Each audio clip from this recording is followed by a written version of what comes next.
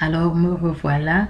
Nous étions en train de parler tout à l'heure des manifestations de la présence de Dieu interne à nous, externe à nous et dans les différents lieux où elle peut être manifeste aussi. C'est dans l'assemblée. Il dit là où deux ou trois sont assemblés à mon nom, comme nous avons lu dans le livre de Matthieu au chapitre 18. Donc, la présence de Dieu, lorsque nous sommes réunis et que nous partageons la parole de Dieu, ou bien lorsque nous sommes réunis, deux ou trois enfants de Dieu, au nom de Dieu, donc pour une cause qui concerne Dieu, l'esprit de la présence de Dieu est manifeste dans ce lieu. Ça veut dire quoi? Ça veut dire que par exemple, si nous sommes dans une assemblée, que ce soit un groupe de prière, que ce soit juste des frères, que ce soit une grande assemblée où il y a plusieurs personnes et que nous partageons la parole de Dieu, la présence de Dieu est dans ce lieu-là. Elle est à l'externe et elle est à l'interne. C'est très important que nous puissions saisir cette notion-là parce que plus tard nous verrons les effets de cette présence-là en nous. Alors, nous allons essayer de considérer quelques effets de la présence de Dieu au milieu de nous. Si nous sommes conscients que la présence de Dieu est manifeste et qu'elle peut être au milieu de nous, alors nous devons faire très attention. Nous allons voir le cas, par exemple, où le Saint-Esprit était présent en un lieu et cela a eu un effet sur la personne qui était dans ce lieu, qui soit n'avait pas conscience de cela, soit avait négligé certains principes. Dans l'Ancien Testament, il y avait un homme qui s'appelait Uza. Alors, l'arche de Dieu était posée sur deux taureaux, je crois, et que ces taureaux étaient chargés de conduire l'arche de Dieu. Mais comme les taureaux ou les bœufs qui portaient l'arche bougeaient, Uza a voulu soutenir l'arche de Dieu. Il a été frappé de mort. Ce que Uza n'avait pas conscience au moment de vouloir sauver l'arche, c'était que l'arche de Dieu à ce moment-là n'était pas en nous, n'habitait, la présence de Dieu n'habitait pas en nous, ça habitait dans l'arche. Et parce que ça habitait dans l'arche, nul en dehors des Lévites, des sacrificateurs qui étaient voués à la tâche avait le droit d'aller toucher cette arche-là. Il y avait une tribu, la tribu des Lévites, qui était chargée de prendre soin de l'arche. Et parce qu'il n'était pas lévite, il a voulu aller soutenir et il a été frappé de mort. Donc nous devons faire très attention. Vous voyez, voilà une présence de Dieu à l'époque qui a eu un effet néfaste sur quelqu'un qui a voulu poser un acte, entre guillemets, positif. Nous allons considérer la présence de Dieu encore dans un autre cas, le cas d'Anania et Saphira. Anania et Saphira avaient vendu leur champ et comme au temps des apôtres, lorsqu'ils faisaient tout ensemble en communion, ils ont vendu leur champ, ils ont caché une partie de l'argent et ils sont venus dans la présence, ils ont donné une moitié. La présence de Dieu étant là, la présence de Dieu a révélé cela et Anania et Saphira ont été frappés de mort. Nous allons lire un peu ce que le passage dit parce que c'est important parfois d'avoir à cœur. En Actes au chapitre 5, verset 3, il est écrit, Pierre lui dit, Anania, pourquoi Satan a-t-il rempli ton cœur au point que tu mentes au Saint-Esprit et que tu aies retenu une partie du prix du champ? Ce sur quoi j'aimerais attirer notre attention, c'est que tu mentes au Saint-Esprit. Donc, le Saint-Esprit était là. C'était un cas où ils étaient assemblés en grande assemblée. Et Anania et Saphira est entré. Nous avons vu tout à l'heure que la présence de Dieu est interne et externe. Et il a menti. Et ce mensonge lui a coûté la mort, lui et sa femme. Je vous parle de ça parce que en ce moment, nous avons tendance à vouloir à négliger cette présence-là. Gardons de l'esprit, j'insiste sur le thème externe et interne à nous, cette présence de Dieu. Alors, nous allons voir quelques petits cas où nos comportements parfois sont déplacés et peuvent être des causes des choses qui peuvent nous arriver sans qu'on le sache. Alors, nous allons considérer, par exemple, lorsque nous sommes dans la présence de Dieu, nous sommes venus en assemblée pour venir prier, nous arrivons. Au lieu de nous concentrer, de nous tenir dans une position de prière, sachant que nous allons recevoir la parole de Dieu, on se met à causer avec notre voisin, à nous rappeler des choses de je ne sais pas quoi. Notre esprit se met à divaguer, sachant que la présence de Dieu est interne à nous. Ça veut dire que Dieu voit notre intérieur, il voit nos pensées, il voit tout ce que nous... Il dit, lorsque la pensée se forme en toi, avant que tu ne la dispenses, il sait déjà ce pourquoi tu veux parler. Alors, s'il sait ce pourquoi tu veux parler, ça veut dire que avant que tu n'ouvres la bouche, Dieu sait parce qu'il habite en toi. Et il est à l'extérieur.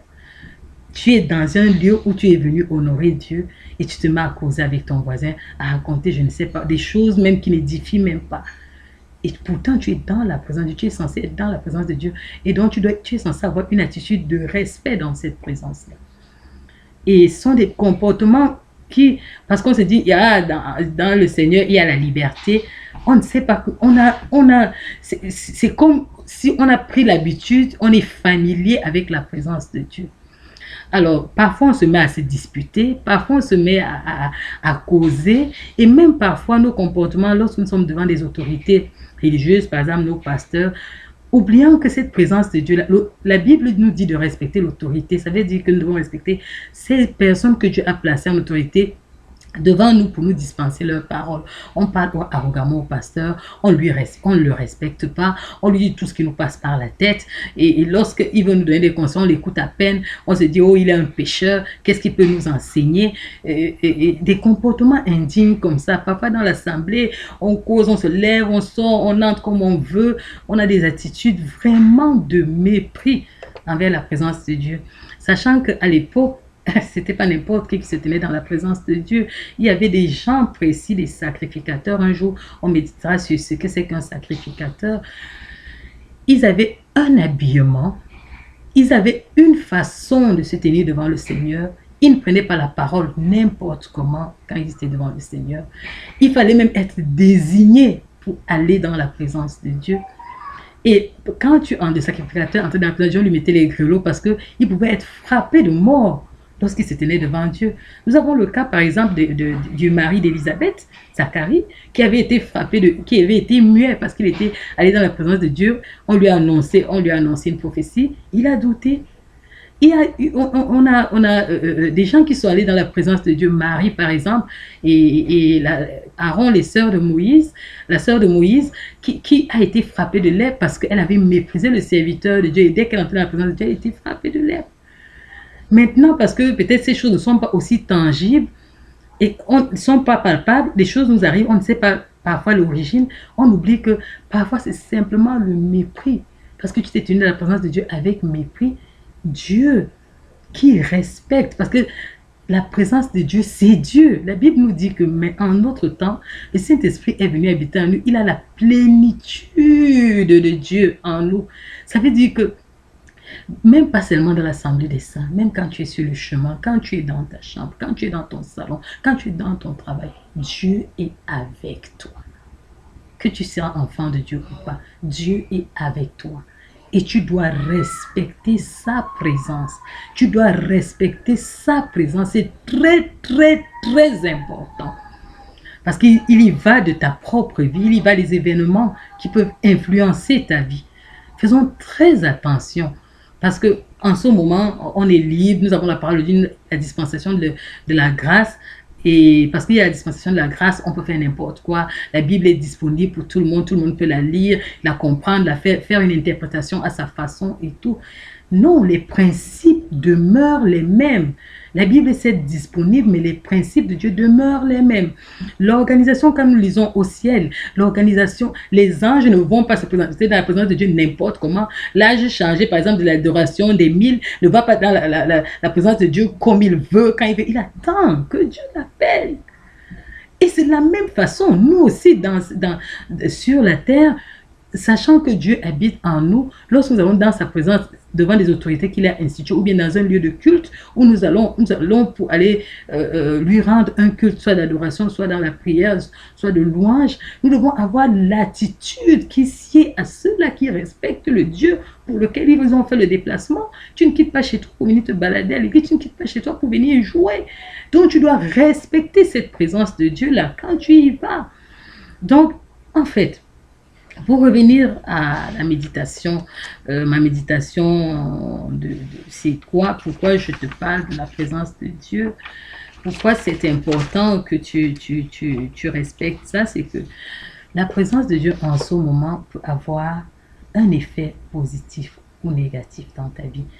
On a vu que la présence de Dieu à l'intérieur de toi, c'est la paix, La présence de Dieu à l'intérieur de toi transforme ton être. La présence de Dieu à l'intérieur de toi te donne la sagesse pour que tu sois seulement un tout petit peu sensible, que tu lises la parole de Dieu, que tu obéisses à la parole de Dieu. Tu ignores, on a vu tout à l'heure que Anania a menti. Il oubliait que la présence de Dieu en cette dispensation habite en nous et elle se révèle. Elle révèle les choses cachées. Elle révèle les choses à venir. Et si elle révèle les choses à venir, ça veut dire que même quand je suis dans ma chambre, même quand je suis dans mes toilettes, partout où je me trouve, la présence de Dieu est là. Et si, pour peu que quelqu'un soit connecté avec Dieu, quand je viens devant cette personne, le Seigneur peut révéler à cette personne qui je suis, ce que je fais et ce que je pense. On doit faire très attention. Et ce n'est pas seulement au niveau de la révélation. Dieu même, parce qu'il habite en toi, il nous dit même dans sa parole, n'attristez pas le Saint-Esprit qui habite en vous. Tu peux attrister le Saint-Esprit par ton attitude, tu peux attrister le Saint-Esprit par l'irrespect, tu peux attrister le Saint-Esprit en mentant, parce qu'il est constamment avec toi. Dans les actes, partout où tu te déplaces, quand tu te déplaces, il est là. L'ange de Dieu est à l'extérieur, il est là, il est à l'intérieur de toi. Fais très attention. C'est très important que nous puissions saisir cette notion de la présence de Dieu en nous.